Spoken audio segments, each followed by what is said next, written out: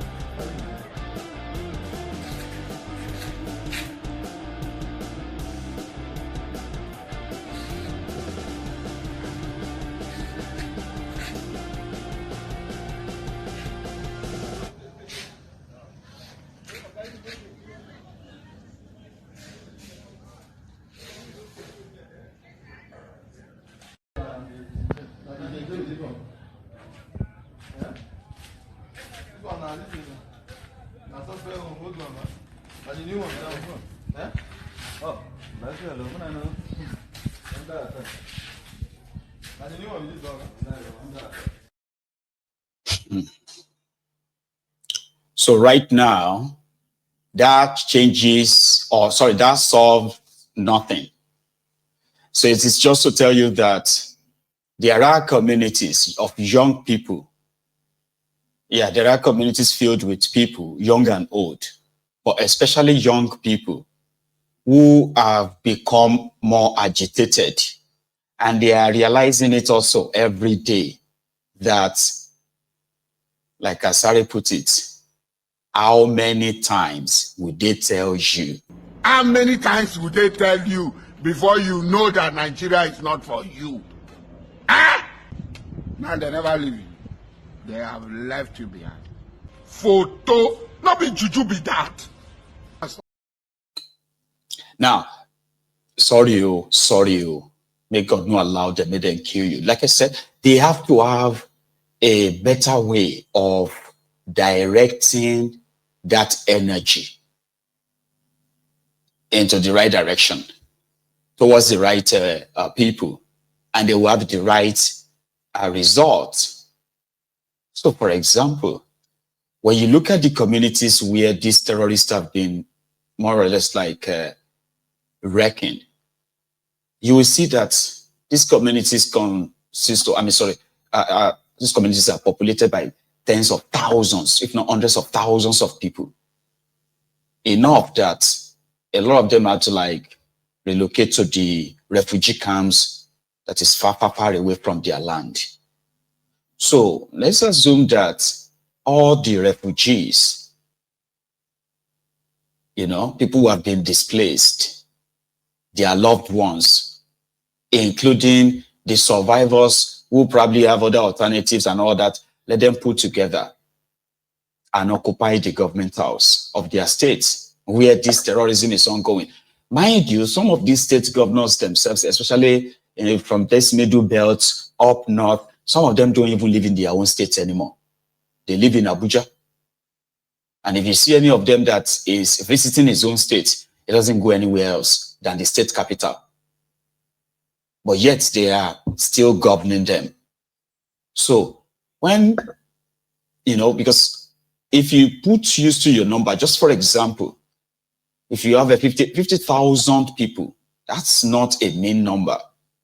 50,000 people march down straight to the government house in Ilorin, and then make it to the government house and demand that until the perpetrators and the destroyers of their communities are apprehended, they are not leaving the government house. Something that's, like could be very much symbolic, like, but people just try to, move on, even though they can't really move on. And the terrorists understand the psychological war they are also playing, which includes those who see what happened to their own family members and how, you know what I mean? So they will likely never want to come back to these communities, to these lands. And this is ongoing while the government indeed who has all the instrument, the resources to tame these terrorists, continue to pamper them. Kwara state government doesn't even make it any point of their governance to say, man, without security, what are we governing over? Who are we leading? Kind of. They are not screaming out and say, well, they need help. I've not seen anywhere their governor came out and say, well, man, we need help. All these guys are just like cultists, the horrible cult groups that are like blood-thirsty cult groups that just come out and say everything is fine while people are dying. There are supporters who are also like the would-be victims, continues, right, to shield them. And everybody's living in that chaos. I think it is in that chaos as well that these guys who came together, Atifku, Lamido, Sule Lamido, I am talking about the coalition people. So it is now being rumored that if everything goes well by tomorrow, they will be announcing their coalition party as ADC. Now, this is an existing party, right? So if that comes to be, then you can tell yourselves that the whole coalition thing is probably a joke. I don't have to tell you everything, all right? So, but there are other speculations that your INEC has received over 100 applications where people want to, register their own political parties ahead of your 2027. Together. So there is a chance that if I just use this random figure, because they say it's over 100, a group of people have, written to INEC to register as political parties. So I will say 110. So I can promise you this for free. Right? If INEC received 110 applications of political parties of people who want to be political parties, there is 60 to 70% chance that Tinubu is registering 100 of those parties. Right? That is one. But whatever they come up with, they said that from this July, the journey towards their 2027 challenging of Tinubu has begun. However, those who are still prominently featuring in their coalition stuff remains Atiku, Amechi, Lamido Sule, El Rufaya. Who else is there? They said they had about 6 ex-governors joining them. After their declaration, they expect some active governor right now to also join them. So this was them in Abuja today.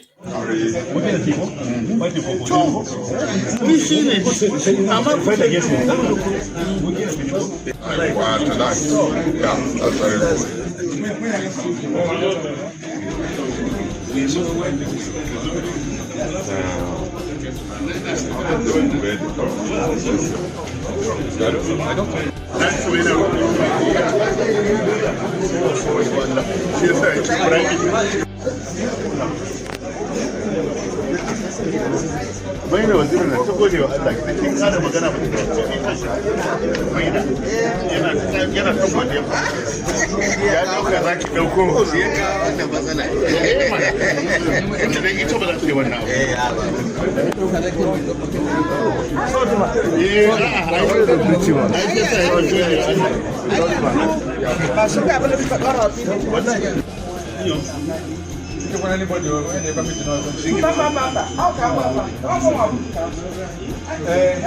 Wells Carlton.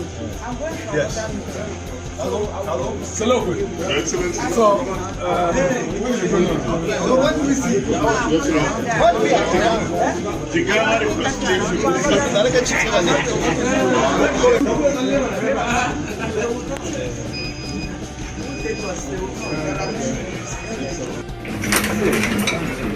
Where are my ladies? Your ladies are here, don't worry, man. We are taking good care of them. Yeah, actually, you're not catching me. We are, sir. Let's focus on him, please.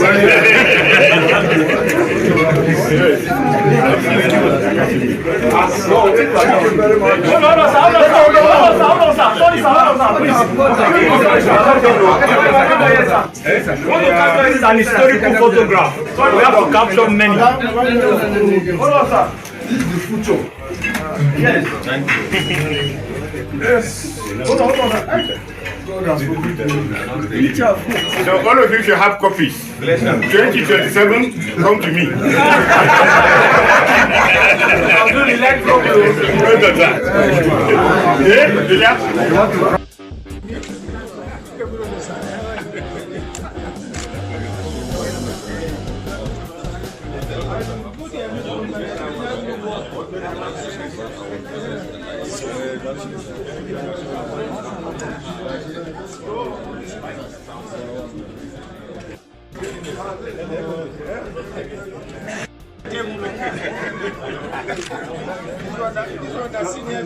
Table of early arrival.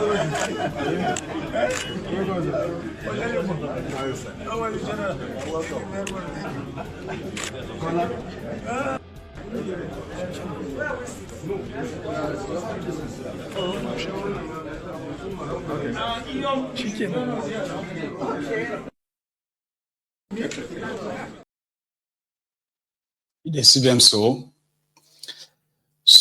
they met today. PDP people met at Yaradua Center yesterday, and according to the two groups, the coalition guys who are mainly, from APC and from PDP, like Atiku and others. So these are the ones we are seeing in the coalition so far. Okay, so outside the place, right? David Mark is from Benue. So they are already flying this in Benue.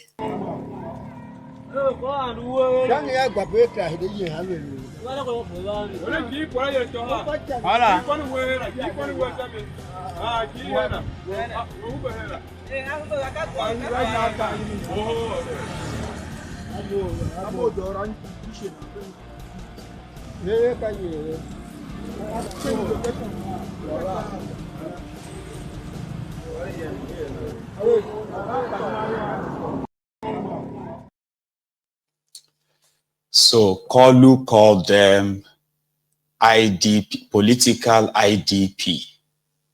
You know, he said they're like internally displaced politicians. And they are telling Tifnumbu that you better hurry up because you are going to be an OTP, one-term president. So right now, the show is about to get started, you know, well, according to them. So they have changed Gandola to somebody Mekano Abi Maikano. Sure you get.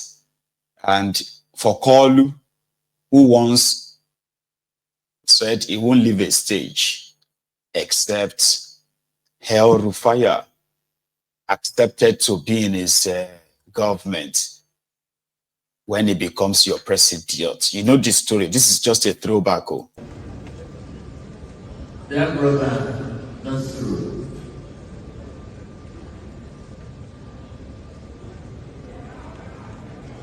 Make a promise. We won't let you run away from the country.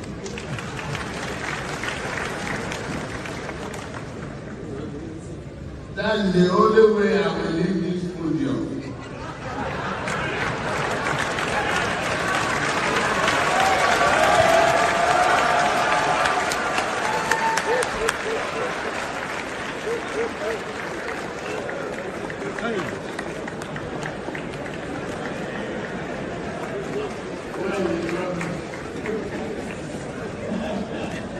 You make it.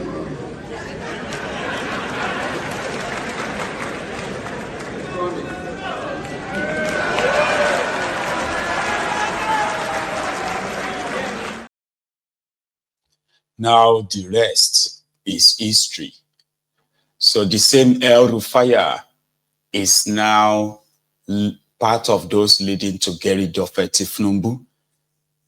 But can they be done? Here is what GRV, Badebo, Road Viper had to say about that. Just quick question. You told me the last night you're going to run, but Certainly. under one platform are you running?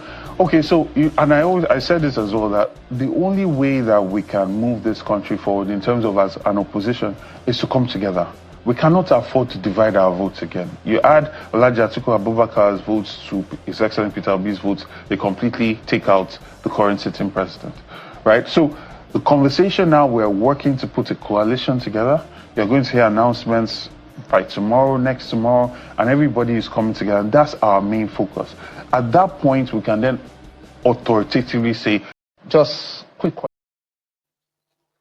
So GRV is posturing to say, I mean, you know, he's posturing that they are expecting their announcements tomorrow, next tomorrow, but unless they come together to a coalition.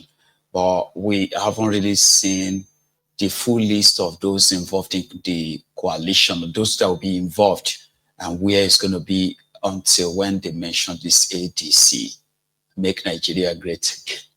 Nigeria was never great, but again, their what you call it, their battlefield is being set up for their 2027, and you need to see who and who is doing what. Here is what Nana, you know, they call her Nana. She happened to be the former, I think, spokesperson for them in the Labour. I don't know if she's still back up there, right? Talking about what would Obi would have done, what would Obi do differently, or what would Obi would have done differently if he was your president today. This is what she had to say. There are many benefits with a Peter Obi presidency. One thing we know is that a Peter Obi presidency is not the first thing he said he's going to tackle within the first 100 days, and he said it very emphatically even recently, would be to tackle the menace of insecurity in Nigeria, to ensure that we have better education, better healthcare for the people of Nigeria.